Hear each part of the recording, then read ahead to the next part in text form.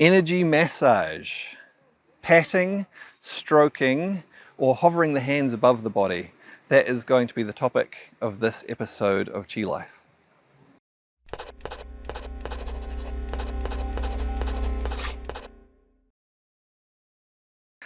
So within Qigong practice, there's lots of different parts to Qigong practice where we work with our energy in different ways.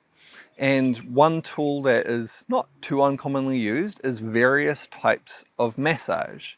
And there's lots and lots of different types, and there's working with specific points and all that sort of thing.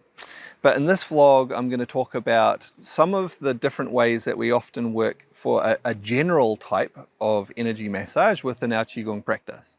And that is either to pat the body or to stroke, making contact with the surface of the body, or to have the hand not touching the surface of the body and to guide the hand along above the body. So what is the effect of each of these different types of massage? Because sometimes we can use them interchangeably and we're just like, oh, pick one that feels good. Other times we might choose one specifically because we're wanting to achieve a particular effect. And so we'll start with patting. Patting is an interesting one because it really in many ways shows some, nice yin-yang sort of qualities.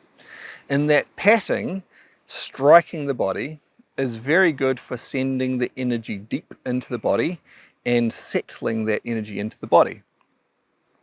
But at the same time, also striking the body is really good for bringing the energy up to the surface of the body as well. And so we can use it for either of those purposes. And to some degree, depending a bit on our intent as we're doing the practice, will depend on which of those it does more of, whether overall it's more settling into the depths of the body, or overall it's activating and bringing energy up to the surface of the body.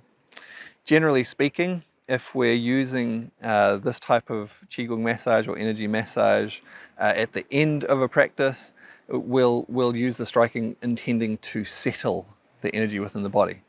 But the flip side is, again, with this patting or striking, it can be really good for activating the energy too. And so sometimes you can use it early on in a practice as part of the preparation of getting the energy active, actually drawing it up from the depths, bringing it to the surface where it's then going to be able to circulate and move more freely and support other aspects of your Qigong practice. The striking in particular tends to activate the nerves quite strongly. So moving on from that, the stroking. If we're actually stroking the surface of our body, and this can be over any of the surfaces of our body, this tends to have more of an effect, well, a couple of things, of smoothing out the energy flow. So we're often going to use it if we've activated the energy in different ways, and we've sometimes got it quite active. We're like, yeah, this is great. We just want to smooth it out and let it flow more freely, more smoothly. Yeah. And so it's really, really good for that, smoothing out the flow. It's also particularly good for activating the circulation of blood. And so, whereas striking our body activates the nerves, will often make the body feel tingly and maybe warm to some extent, stroking the body is going to bring much more of that warmth and that circulation of blood. And then on to the third one, hovering our hand above our body and guiding our hand along. So when we do this, we're using the energy emitted from the palms of our hands.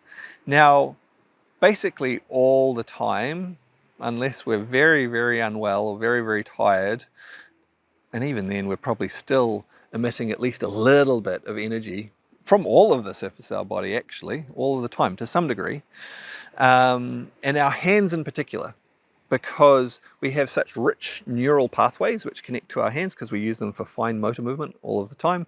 We also use them not just for motor movement, but for sensing, for touching. So there's these really strong neural pathways, really rich nerve endings, really rich blood flow to make, keep our hands healthy and sensitive. And so because of that, our hands are really good for both receiving energy and emitting energy out of. And so naturally, there's often a bit more energy coming out from the hands than there are from other parts of the body. And of course, it's the most convenient thing to use for massage, use our hand. And so we just use that radiated, emitted energy. Oh, what I was going to say. Yeah, so there's always at least some flowing, but if we activate our energy more and bring more energy to our hands, we get a stronger flow. And so often you can just go straight into doing this type of, guiding the energy around the body.